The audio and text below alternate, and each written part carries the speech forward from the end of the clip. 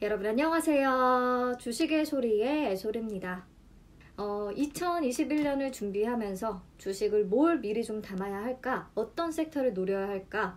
자료를 좀 찾아보다 보면 반도체도 좋다고 하고 2차전지도 좋다고 하고 수소 관련 섹터도 미래가 유망하다고 하고, 근데 슬슬 본격적인 5G 랠리가 시작될 것이다 라는 분석들이 나오기 시작했더라고요. 국내를 넘어서 글로벌 5G 시대가 열릴 것이다 라는 얘기들이 있는데, 저 또한 일정 부분 그렇게 생각을 하기도 하고 또 그렇게 되기를 간절히 바라는 투자자 중에 한 명이기 때문에 오늘은 그 얘기를 좀 해보려고요.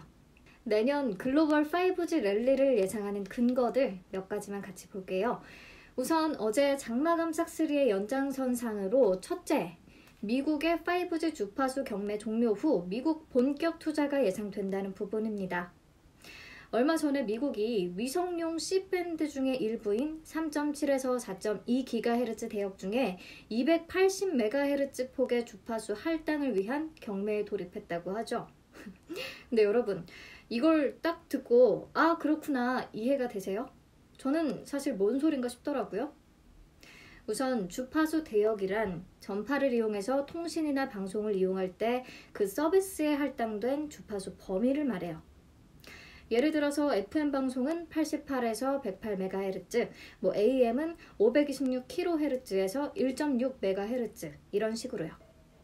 그리고 허용되는 대역폭도 다 다릅니다. 대역폭은 쉽게 말해서 주파수의 범위를 말하는 것이고요. 대역폭이 클수록 많은 주파수 자원을 활용할 수 있기 때문에 빠른 속도로 한 번에 주고받을 수 있는 데이터도 많아집니다. 근데 생각해보세요. 같은 시간에 같은 지역에서 같은 주파수 대역을 서로 사용하게 되면 결과적으로 같은 통로를 공유하는 꼴이 되니까 서로 막 섞이게 되잖아요.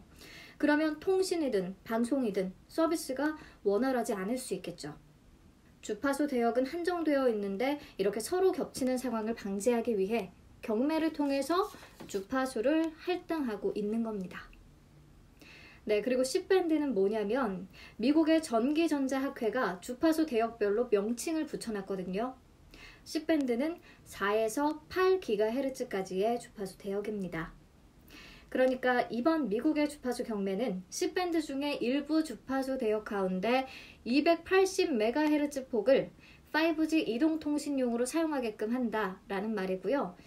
버라이즌, AT&T, T-모바일 같은 미국의 대표 이동통신사들이 참여를 해서 경쟁을 통해 주파수를 할당받게 되겠죠. 네, 근데 이번 경매에서는 특히 버라이즌이 대역폭을 얼마에 확보할지가 최대 관심사예요. 왜냐면 버라이즌은 28GHz의 고주파 대역을 중심으로 5G를 상용화해 왔거든요. 그렇다 보니까 커버리지 확대에 어려움을 겪고 있어요. 고주파 대역은 물론 대역폭이 엄청 넓기는 한데요. 아까 대역폭이 넓으면 빠른 속도로 정보를 주고받을 수 있다고 했잖아요. 그래서 최고 다운로드 속도가 중저 대역 대비해서 3-4배 이상 빠르기는 해요. 근데 전파 특성상 강한 직진성만 가지고 있어서 전파가 휘는 성질이나 건물 침투율이 현저히 떨어집니다. 그리고 전파 도달 거리도 짧고요. 그래서 커버리지 범위가 중저대역 대비해서 10에서 15%에 불과합니다.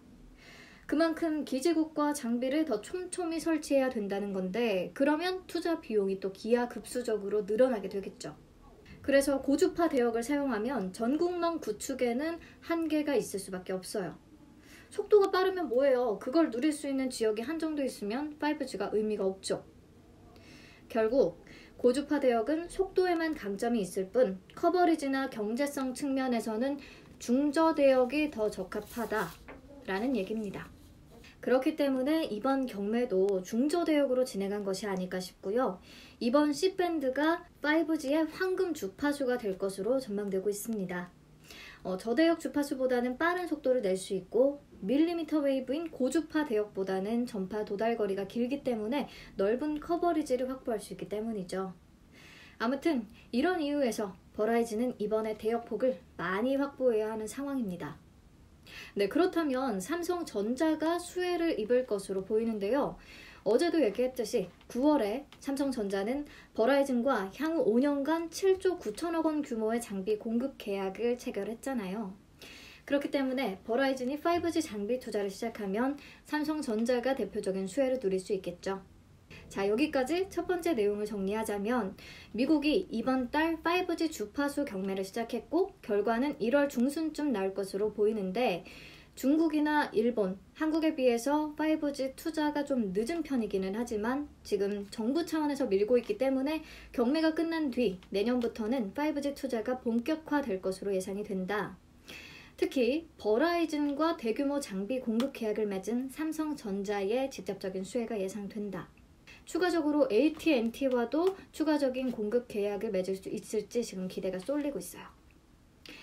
네, 다음으로 두 번째 근거는 한국과 중국, 일본도 5G 시장 진출 본격화로 인한 투자가 기대된다는 겁니다.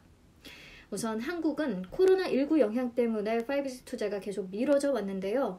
내년 상반기에는 재개될 것으로 예상되고 있고요.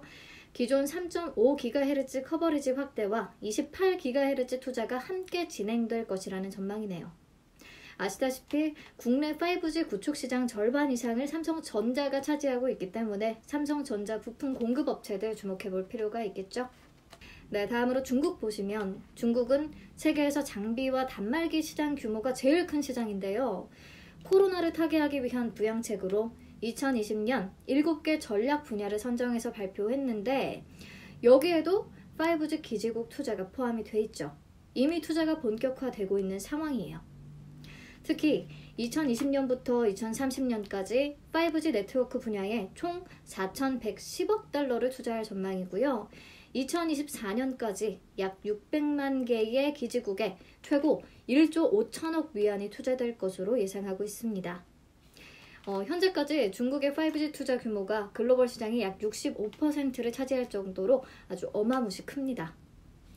네, 근데 그래프를 보시면요. 사실 중국은 화웨이와 ZTE 이 두 개의 회사가 싹쓸이하고 있다고 볼 수가 있는데 근데 미국이 화웨이 제재를 시작한 이후에는 에릭슨이 그 반사 이익을 크게 봤어요. 삼성전자는 점유율이 오히려 한 자릿수대로 떨어졌네요. 그렇기 때문에 화웨이, ZTE, 에릭슨의 부품이나 소재를 공급하는 국내 업체들의 수혜가 클 것으로 예상됩니다.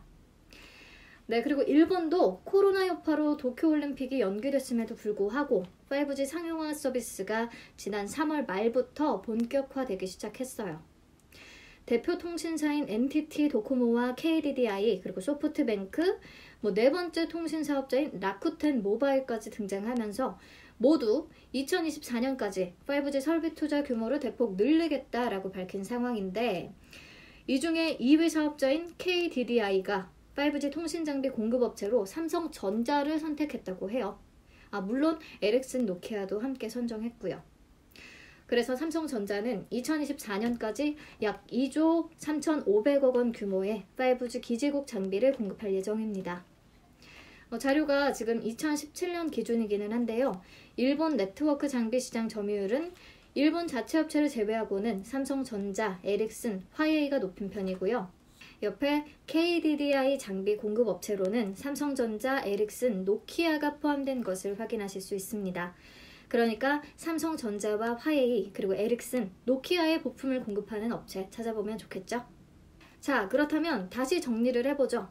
미국은 주요 통신사가 AT&T, 버라이즌, 스프린트, 스프린트는 T모바일과 합병을 했죠.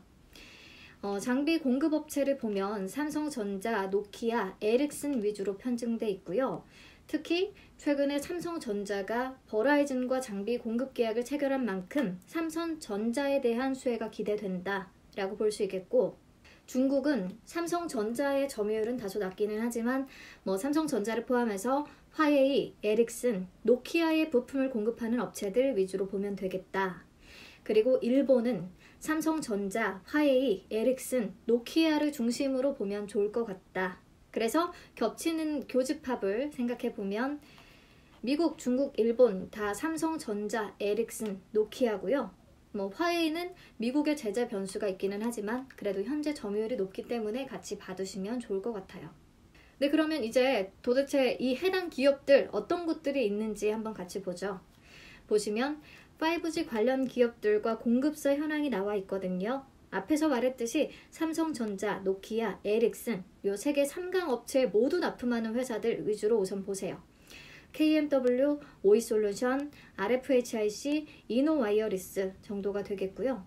뭐 에이스테크도 괜찮네요. 근데 현재 5G 투자 진행 상황을 고려하면 망 구축화와 함께 단말기 보급, 백본망 고도화 단계에 속하기 때문에 이 단계에 해당하는 관련 통신 장비와 부품 제조사들을 중점적으로 우선 보시는 게 좋을 것 같고요. 각 회사들이 주로 다루고 있는 사업 내용도 표에 잘 정리되어 있더라고요. 이거 하나하나 제가 다 설명드리지는 않을게요. 다시 최종적으로 정리를 하면 우선 삼성전자, 노키아, 에릭슨 이 주요 세계 3강 업체에 모두 납품하는 5G 부품 업체를 위주로 우선 선정을 하시고요.